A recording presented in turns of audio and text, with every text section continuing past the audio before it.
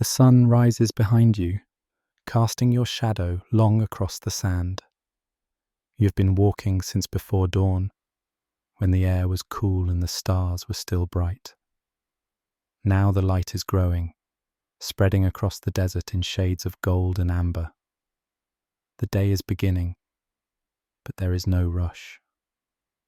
The road stretches ahead, endless and patient.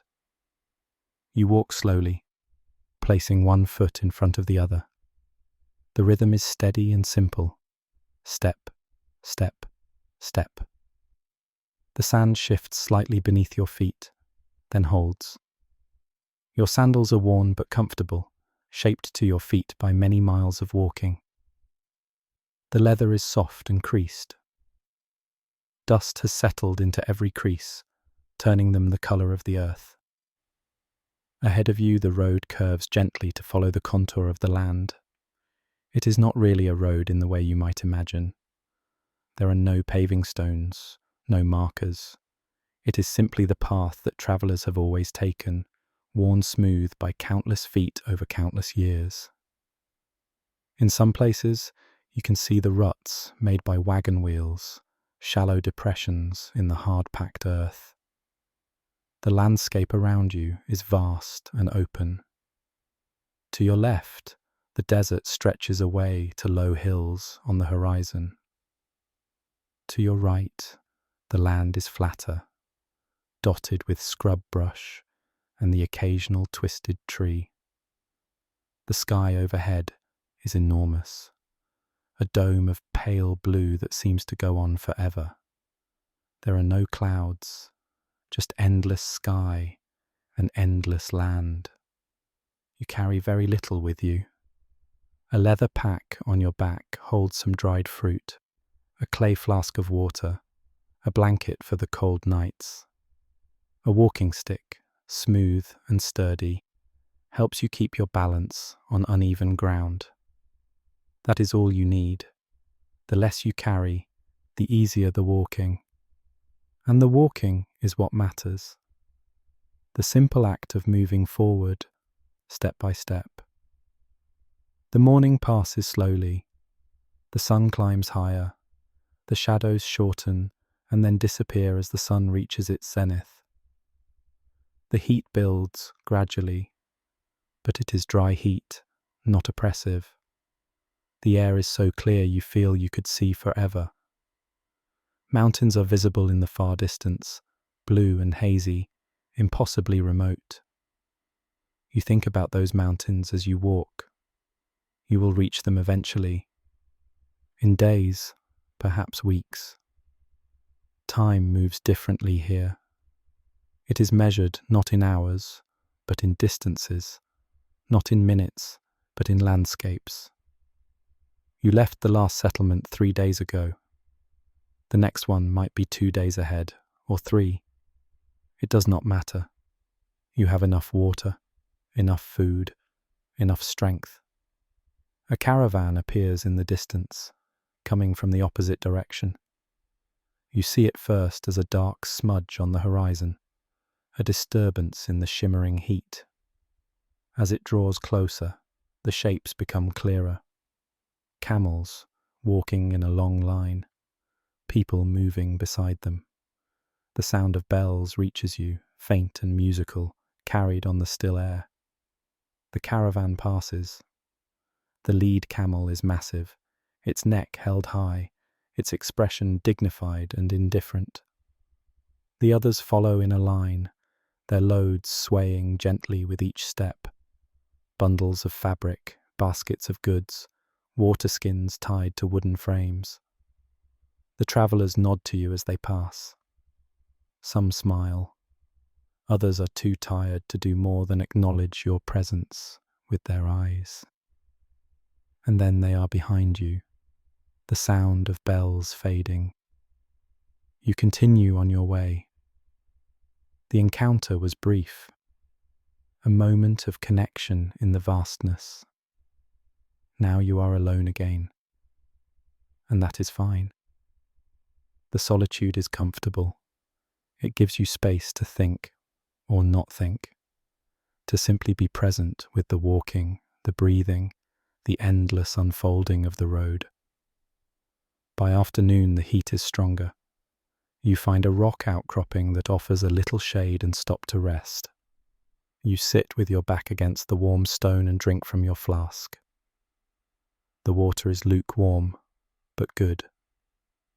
You close your eyes and feel the sun on your face, filtered slightly by the thin shadow.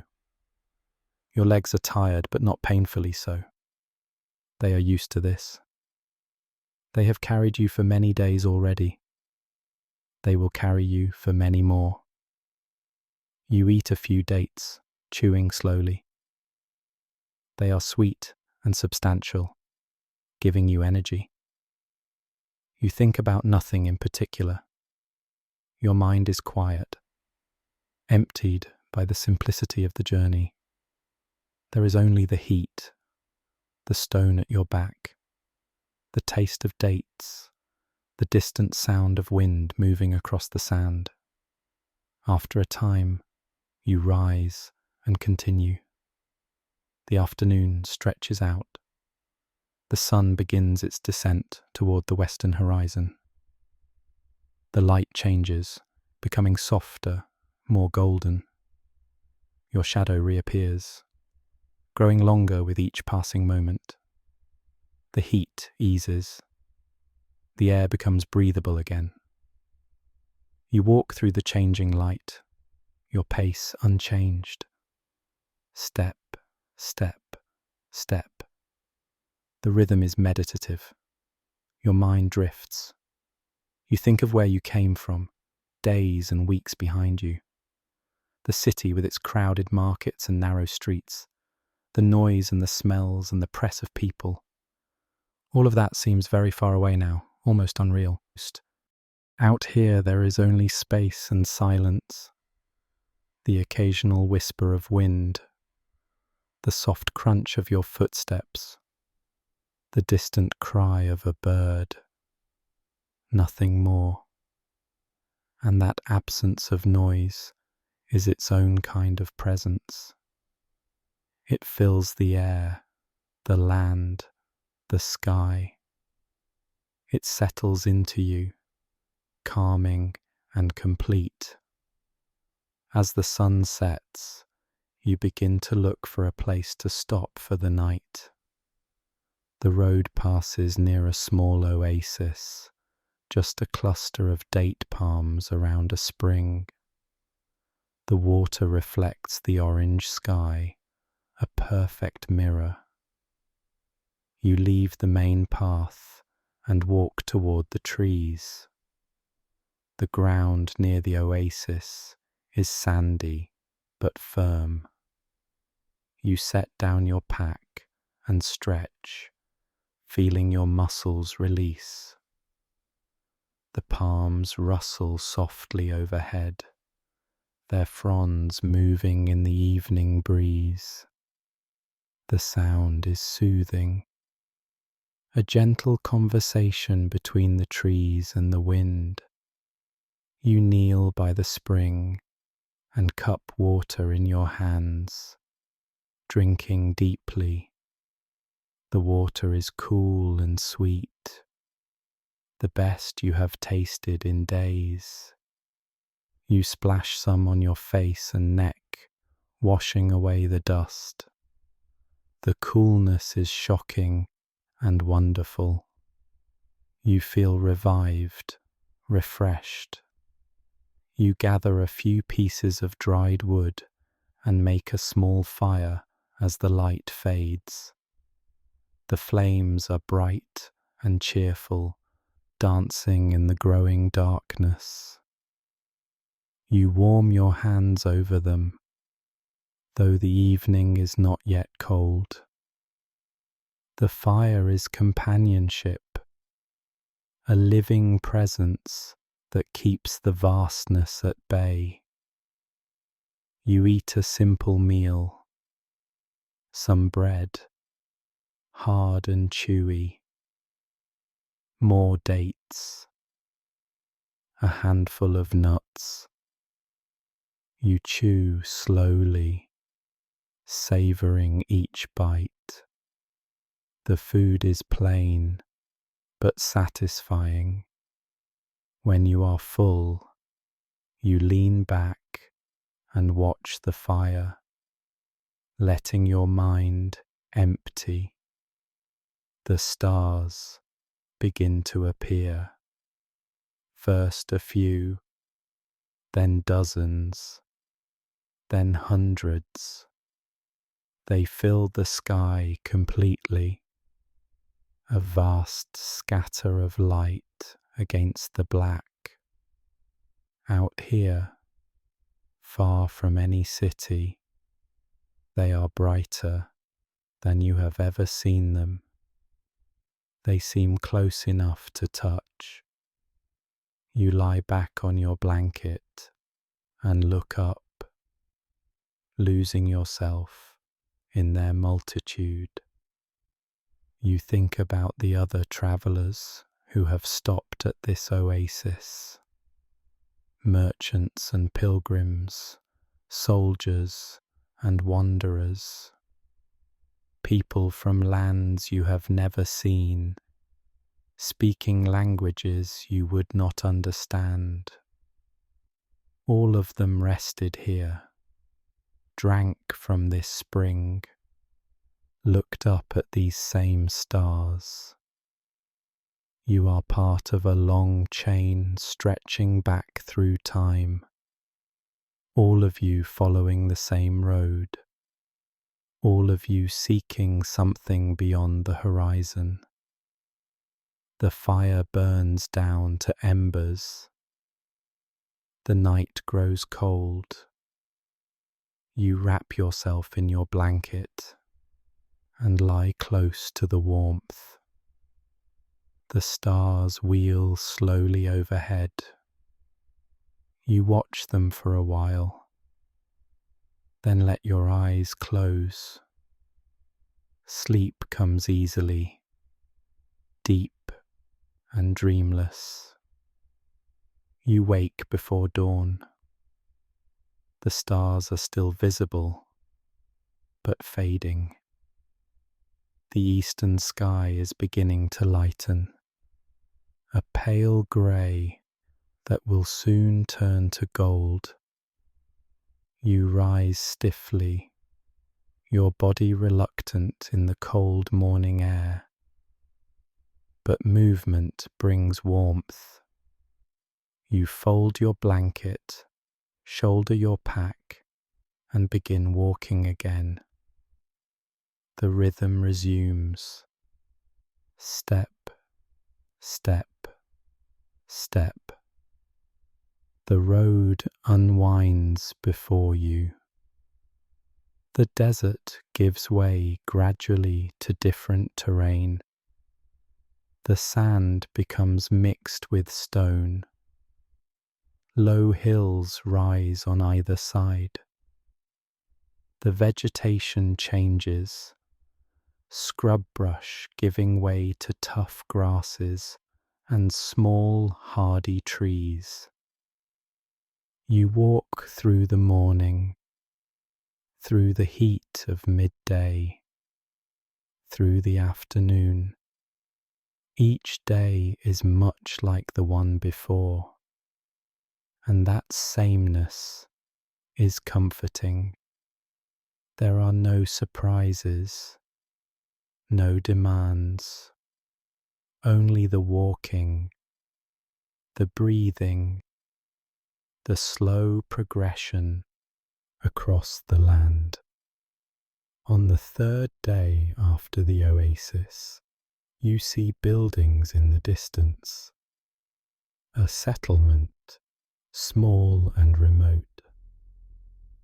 As you draw closer, you can make out mud brick walls, flat roofs, a single minaret rising above the other structures. Smoke drifts up from cooking fires. The smell reaches you, savoury and inviting. You enter the settlement as the sun is setting. The streets are narrow and winding. People move about, finishing the tasks of the day. A woman carries a basket balanced on her head. Two men sit outside a doorway, talking in low voices. Children play in a dusty courtyard, their laughter bright and clear. You find a caravanserai, a place where travellers can rest. It is a simple structure, a courtyard surrounded by small rooms. You pay a few coins for a room and a meal. The room is bare but clean, just 4 walls and a sleeping mat. It is enough. The meal is served in the courtyard. Flat bread, lentil stew, tea sweetened with honey. You eat with other travellers, a silent group united by the road. No one speaks much. Everyone is tired. But there is a sense of fellowship, of shared experience. You are all walking the same path, all subject to the same hardships and joys. After eating, you sit in the courtyard and watch the stars emerge. The air is cool and pleasant. Somewhere nearby, someone is playing a stringed instrument, a simple melody that rises and falls like breathing. The sound is beautiful and sad and comforting all at once. You sleep deeply that night, grateful for walls and a roof, for the company of others, even in silence. In the morning, you set out again, rested and ready. The settlement falls behind you. The road stretches ahead. The days blur together, walking through valleys, climbing into foothills, descending again into lowlands. The landscape changes slowly, imperceptibly. You do not notice it day by day, but when you think back to where you were a week ago, you realize everything is different. The mountains draw closer. They are no longer blue and hazy, but sharp and clear, their peaks dusted with snow. The air grows cooler. The trees are different here, taller and greener. Water is more plentiful. You pass streams tumbling over rocks, their sound constant and cheerful. The road begins to climb. The walking becomes harder, your breath coming faster. But you do not hurry. You simply adjust your pace, taking smaller steps, resting more often. The view expands as you climb. You can see back the way you came, the valley spread out below, the land rolling away to the distant horizon. At a high pass, you stop and rest. The wind is strong here, cold and clean. It whips your cloak around you, but the view is worth the discomfort. Mountains in every direction, peaks and ridges layered against each other, fading into blue distance. You are very small here, a tiny figure in a vast landscape, and that smallness is not frightening. It is freeing. You descend the other side of the pass. The road winds down through rocky terrain, past stunted pines and patches of snow. Eventually, the land softens again. You reach a valley with a river running through it. Fields spread along the river banks, bright green against the brown hills. Another settlement appears. This one is larger than the last, with proper streets and market stalls. You spend a few days here, resting and resupplying. You wash your clothes in the river. You eat fresh food, vegetables, and bread just baked. You sleep in a real bed for the first time in weeks. But the urge to move on returns. The road calls to you. There is always another horizon, always another stretch of land to cross. You shoulder your pack again and leave the settlement behind.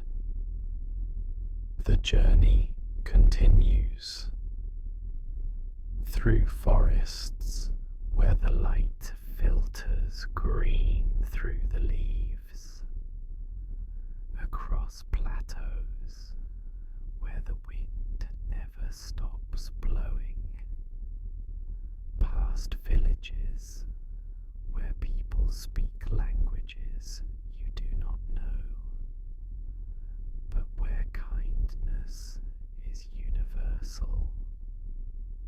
You are offered tea, a place to sleep, directions when you need them.